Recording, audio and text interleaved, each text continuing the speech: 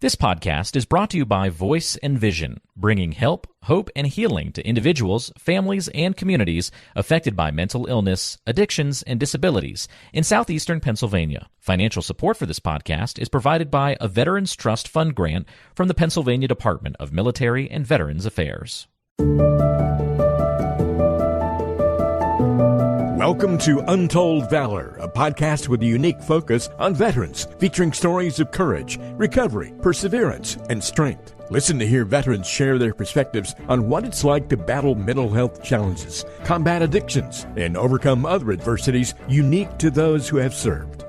Welcome into another episode of Untold Valor. We are joined this week on the podcast with Darryl Howell, retired Navy veteran, who's going to share his story with us and his time in the service. Darryl, welcome in. Thanks for being here. Well, thanks so much for having me, Mark. Absolutely. So let's kick it off. I already shared you're a retired Navy veteran, but tell me a little bit about your time in the service. When did you join? Why did you join?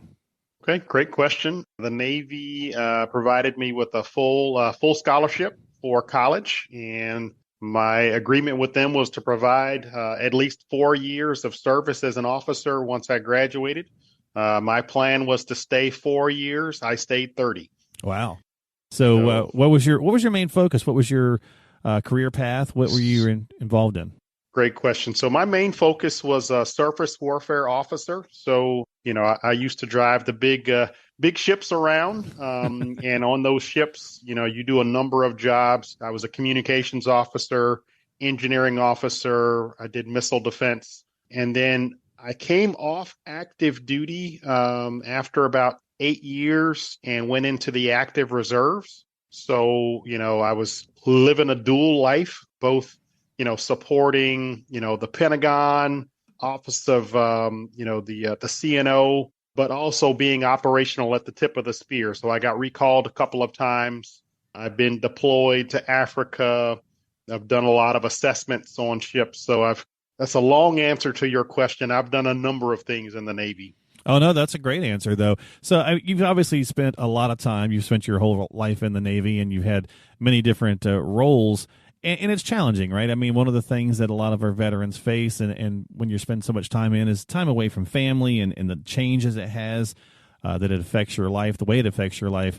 What are some of the challenges that you experienced, in that regard, and some of the lessons that you've learned that I know we're going to talk a little bit about? You and I were chatting before we got started on the podcast that you've been doing a role in really kind of helping and talking with other, sailors all throughout your career. I'll start early in my career with the challenges. Every service member will probably argue that their service is the hardest. Sure. And their branch is the best, and that's their branch is the best. But right. I would put the Navy right up there at the top, just because the weight that we carry and the length of time that we spend away from home, it was tremendous. Routinely, you at a minimum, you can plan on being gone 6 months out of the year. In peacetime, nothing going on. Right. But when things happen, very early in my marriage and my career, I was gone 9-10 months out of the year. And that puts a mental strain on me personally, put a strain on my marriage, put a strain on my kids. I was not there when my daughter was born. So it's a lot. And then in terms of, as I continued to move up the ranks and placed in a leadership role and in charge of sailors and their lives, we can't do our mission without the sailors. They can't do their job unless they're mentally well. And so to watch them deal with many of the pressures, it's something as a leader, it affected me greatly. And it's something that you have to manage and be proactive about. Yeah. And often that's the struggle, right? I mean, so many of our servicemen and women, if they spend all this time away from family and they're doing all these things, they start to experience there's still life problems, right? Not only are you doing your job and doing the things that you have signed up for, but life still happens outside of there, right? And that's the struggle often is getting help and asking, say, even just having someone to talk to just to offload some of that mental stress. Absolutely. The other thing, and my friends and I talk about this a lot. So when I first came in, the internet was just coming about, right? So there was no, like, when you pulled away on the ship for 6 months, the only way you could communicate with your spouse or your family was through letters, or you waited until you got to home, or you pulled in somewhere. Yeah. And you had so now with this continuous connection, right? You are deployed, but still dealing with all of the pressures from back home. And I'll tell you what, having more communication, I think, even puts more of a mental stress on our soldiers, sailors, airmen, and Marines. That's interesting. So, that's a great viewpoint, actually. Yeah, as the father of a young sailor, definitely seeing some of that as well. In your time and your role, I know we chatted a little bit about, I don't know if mentorship's a good word or not, but just talking with and helping a lot of your sailors throughout the years. Anything that kind of stands out to you? Is that something that you kind of see as we need more of that? Sure. So one of my last jobs was in support of, we called it the Afloat Culture Workshop. Okay. So I would literally go, in 3 years, I went on board maybe 35 different ships all across the Navy and provided, let's call it executive coaching, both to the commanding officer and the crew. Mm-hmm. And I was amazed as I started asking questions about destructive behaviors and what's going on in sailors' personal lives, amazed at how many people came up to me afterwards and said, "Hey, Captain Howell, I'm really struggling in this area." And so, and having somebody independent that they could go to that's not in their chain of command to talk to, it was both rewarding and both scary. And so I was able to get folks some of the resources that were available. And I'll just be frank, the Navy's doing a better job today than they did 5 years ago.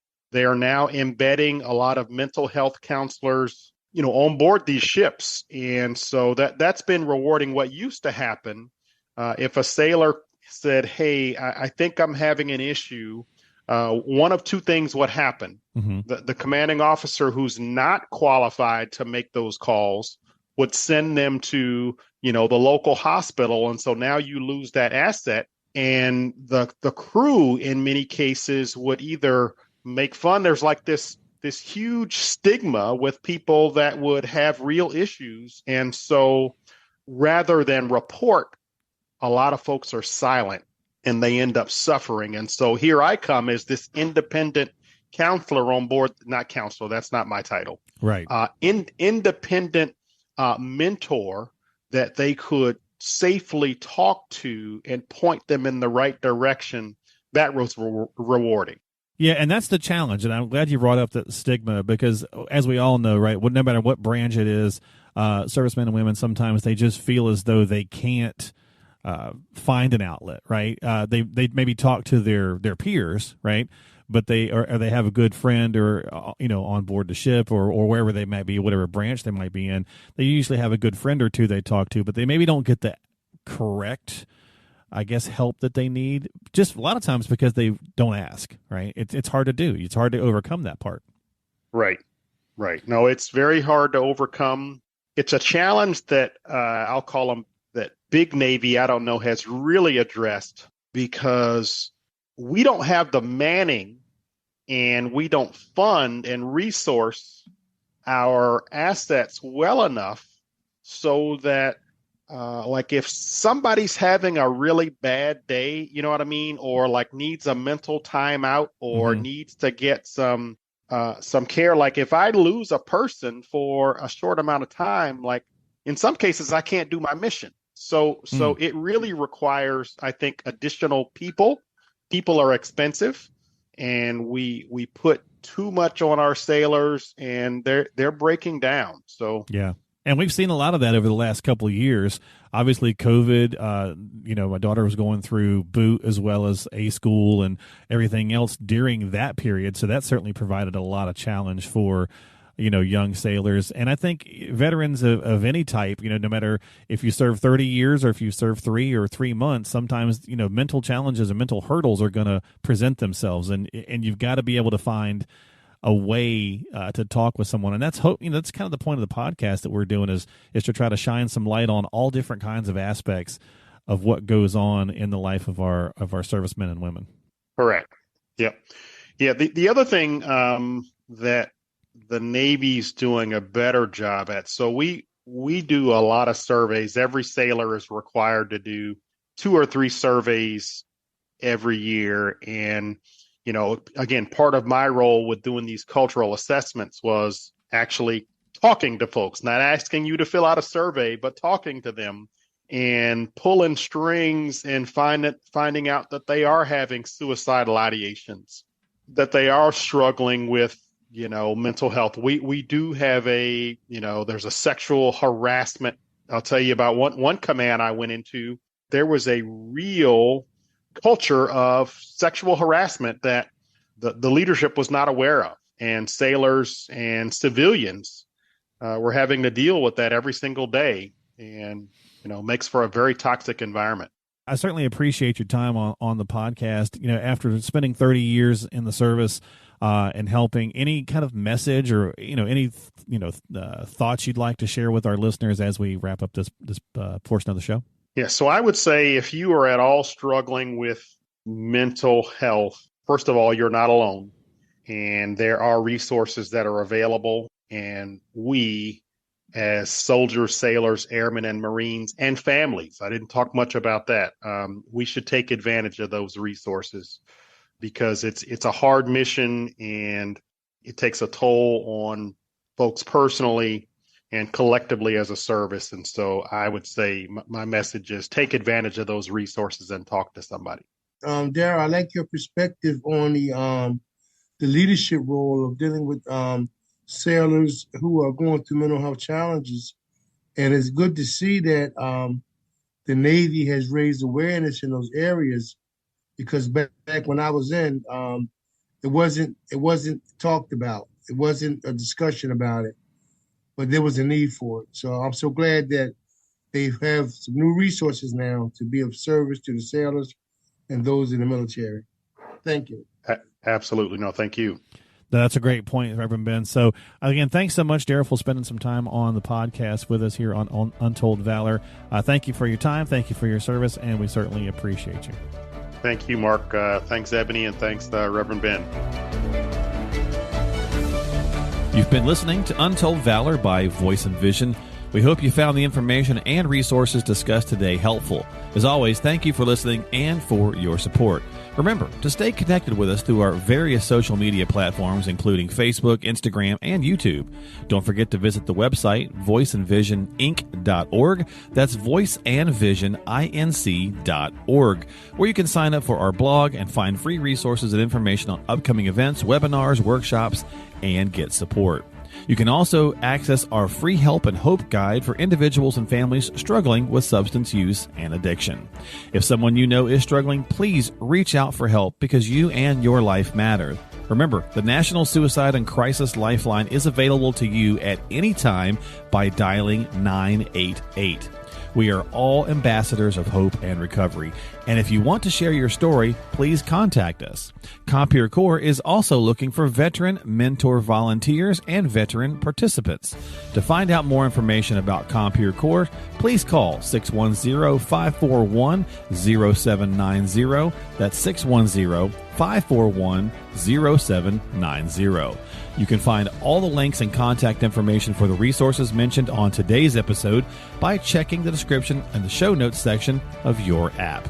Thank you again for tuning in and for your support. Until next time, this has been Untold Valor.